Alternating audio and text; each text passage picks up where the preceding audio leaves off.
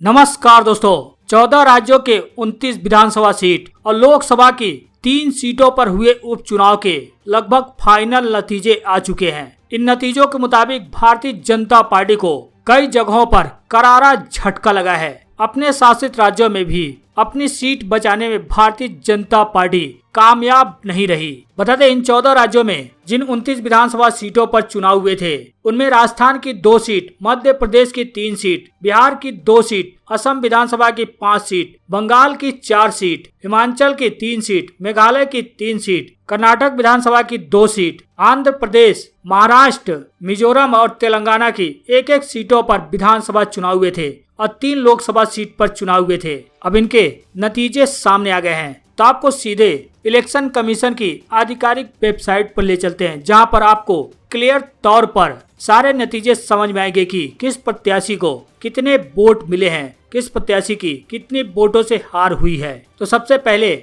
आंध्र प्रदेश की एक सीट की बात करें तो यहाँ पर वाईएसआर कांग्रेस पार्टी को जीत मिलती हुई दिखाई दे रही है। वाईएसआर कांग्रेस पार्टी को यहाँ पर 1,12,211 वोट मिले हैं, जबकि भारतीय जनता पार्टी को महज 21,678 वोट मिले हैं। वाईएसआर कांग्रेस पार्टी की यहाँ पर क्लियर मेजोरिटी के साथ जीत होती हुई दिखाई दे रही है। वहीं हिमाचल प्रदेश की 3 विधानसभा सीटों की बात करें तो यहाँ पर क्लियर तौर पर कांग्रेस ने तीनों सीटें जीत ली हैं। इन तीनों सीटों पर भाजपा और कांग्रेस को कितने कितने वोट मिले हैं उसकी बात करें तो अकरी विधानसभा सीट पर भारतीय जनता पार्टी के प्रत्याशी को महज 27,579 वोट मिले, जबकि कांग्रेस पार्टी के प्रत्याशी संजय को 30,798 वोट मिले, यानी कि 3,000 से ज्यादा वोटों से कांग्रेस ने इस सीट को जीत लिया है। वहीं फतेहपुर विधानसभा सीट की बात करें तो यहाँ पर भारतीय जनता पार्टी को 18,660 वोट मिले, जबकि कांग्रेस के खाते में 24,449 वोट गए, यानी कि यहाँ भी देखा जाए तो लगभग 6,000 के वोटों के अंतरों से कांग्रेस ने भाजपा को मात दी है। वहीं जुब्बल कोटई विधानसभा सीट की बात करें तो यहाँ पर भारतीय जनता पार्टी का लगभग सुपड़ा साफ हो गया है। भाजपा को महज 2,644 वोट मिले, जबकि कांग्रेस के प्रत्याशी रोहित ठाकुर को 29,955 वोट मिले हैं। वहीं निर्दलीय प्रत्याशी को यहाँ पर 23,662 वोट मिले हैं, यानी कि भारतीय जनता पार्टी यहाँ पर तीसरे स्थान पर रही। तीनों सीटों पर भारतीय जनता पार्टी की बुरी तरह से हार हुई है, जबकि हिमाचल प्रदेश में वर्तमान में भारतीय जनता पार्टी की सत्ता है। फिर भी यहाँ पर तीनों सीटें भारतीय जनता पार्टी के हाथ से निकल गई। तीनों सीटों पर क्लियर तौर पर कांग्रेस ने जीत दर्ज की। एक कांग्रेस के लिए बहुत बड़ी बात है कि जहां पर भारतीय जनता पार्टी की वर्तमान में सरकार है, वहां पर घुसकर कांग्रेस ने सेंधमारी करते हुए उपचुनाव के तीनों विधानसभा सीटों पर अपना कब्जा जमा लिया। वहीं महाराष्ट्र की एक विधानसभा सीट की बात करें तो यहाँ भी भारतीय जनता पार्टी को कांग्रेस ने जोरदार झटका दिया है। कांग्रेस ने इस सीट पर जबरदस्त जीत दर्ज की है। जहां महाराष्ट्र के देंगलौर एससी विधानसभा सीट पर कांग्रेस पार्टी के प्रत्याशी को 1,07,329 वोट मिले, जबकि भारतीय जनता पार्टी के प्रत्याशी को महज 65,772 वोट मिले, यानी कि वोटों का अंतर देखा जाए तो लगभग 42,000 वोटों के अंतरों से कांग्रेस पार्टी ने इस सीट को जीत लिया है। वहीं राजस्थान विधानसभा की 2 सीटों पर हुए उपचुनाव के नतीजे भी कांग्रेस के पक्ष में पूरी तरह चले गए। इन दोनों सीटों पर कांग्रेस ने जीत दर्ज की है। किसको कितने वोट मिले हैं उसकी बात करें तो राजस्थान की धारीवाड़ सीट पर भारतीय जनता पार्टी प्रत्याशी को 46,487 वोट मिले, जबकि कांग्रेस पार्टी के नागराज को 69,819 वोट मिले, यानी कि लगभग 22,000 से ज्यादा वोटों के अंतरों से 23,000 से ज्यादा वोटों के अंतरों से कांग्रेस ने इस सीट पर जीत दर्ज की है। वहीं बल्लभगढ़ विधानसभा सीट की बात करें तो यहाँ भी भारतीय जनता पार्टी के प्रत्याशी को 21,433 वोट मिले। यहाँ पर भारतीय जनता पार्टी तीसरे नंबर पर पहुंच गई, जबकि आरएलएसपी को यहाँ पर 45,107 वोट मिले थे। वहीं कांग्रेस पार्टी के प्रत्याशी को 65,713 वोट मिले। अगर कुल मिलाकर भारतीय जनता पार्टी से वोटों के अंतर देखें तो लगभग 44,000 वोटों के अंतरों से कांग्रेस पार्टी ने इस सीट पर जीत दर्ज की है। वहीं मध्य प्रदेश में भी कांग्रेस ने भाजपा को कड़ी टक्कर दी है। हालांकि मध्य प्रदेश की 3 विधानसभा सीटों में से 2 सीट भाजपा बचाने में कामयाब हो गई। मध्य प्रदेश की 3 विधानसभा सीटों में से भाजपा को 2 सीटों पर जीत मिली, वहीं कांग्रेस को 1 सीट पर जीत मिली है। किसको कितने वोट मिले हैं तो जोबट विधानसभा सीट पर कांग्रेस को 62,845 वोट मिले, जबकि भारतीय जनता पार्टी के प्रत्याशी को 68,949 वोट मिले।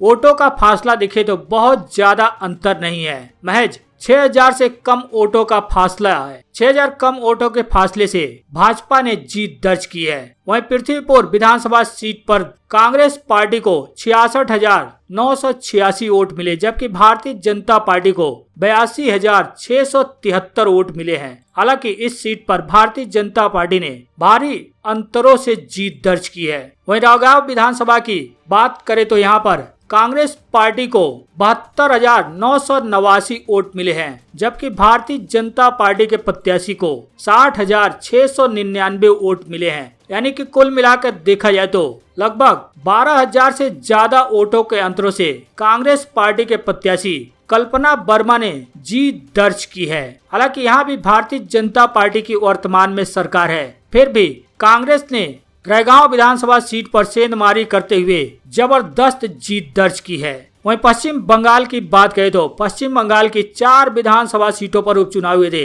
ये सभी 4 विधानसभा सीट ममता बनर्जी की पार्टी के खाते में चले गए। जहां आप देख सकते हैं पश्चिम बंगाल की चारों विधानसभा सीट तृणमूल कांग्रेस के खाते में चले गए। भाजपा की किस अंतरों से हार हुई है उसको देखा जाए तो यहाँ पर भारतीय जनता पार्टी के अशोक मंडल को यानी कि दिनहाटा सीट पर 25,486 वोट मिले थे, जबकि कांग्रेस पार्टी के प्रत्याशी को 1,89,575 वोट मिले। यानी कि लगभग 1.5 लाख से भी ज्यादा वोटों के अंतरों से भारतीय जनता पार्टी की यहां से हार हुई है। गोसावा विधानसभा सीट पर भारतीय जनता पार्टी को 18,423 वोट मिले, जबकि तृणमूल कांग्रेस पार्टी के प्रत्याशी को 1,61,474 वोट मिले। यानी कि यहाँ भी लगभग 1.5 लाख वोटों के अंतरों से भारतीय जनता पार्टी की हार हुई है। खरधा विधानसभा सीट पर भारतीय जनता पार्टी को 20,254 वोट मिले, जबकि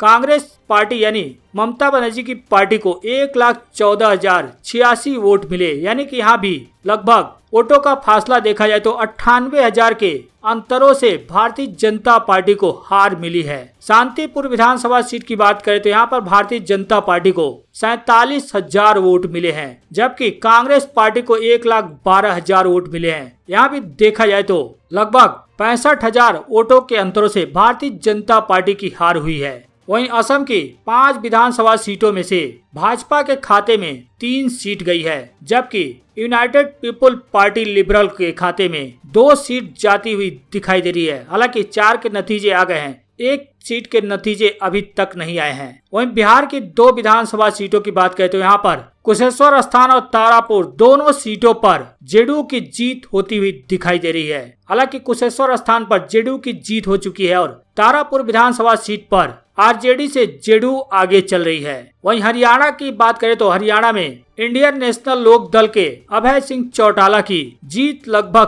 तय हो चुकी है। वहीं कर्नाटका विधानसभा सीट की बात करें तो कर्नाटका की 2 विधानसभा सीटों में से 1 पर कांग्रेस ने जीत दर्ज की है, वहीं 1 पर भारतीय जनता पार्टी को जीत मिली है। मेघालय की 3 सीटों में से यूनाइटेड डेमोक्रेटिक पार्टी को 1 सीट पर जीत मिली है और नेशनल पीपुल पार्टी को 2 सीटों पर जीत मिली है। मिजोरम में भी 1 सीट पर मिजो नेशनल फ्रंट को जीत मिली है। नागालैंड की बात करें तो नागालैंड की 1 सीट पर नेशनल डेमोक्रेटिक प्रोग्रेसिव पार्टी को जीत मिली है। तेलंगाना में हालांकि भारतीय जनता पार्टी यहाँ पर 1 सीट पर जीतती हुई दिखाई दे रही है। हालांकि अभी काउंटिंग चल रही है तो लगभग ज्यादा से ज्यादा सीटों पर भारतीय जनता पार्टी की हार हुई है। कुल 14 राज्य की 29 विधानसभा सीटों में से महज 7 सीटों पर भारतीय जनता पार्टी को जीत मिली है और कांग्रेस पार्टी के खाते में 29 सीटों में से 8 सीटें गई हैं।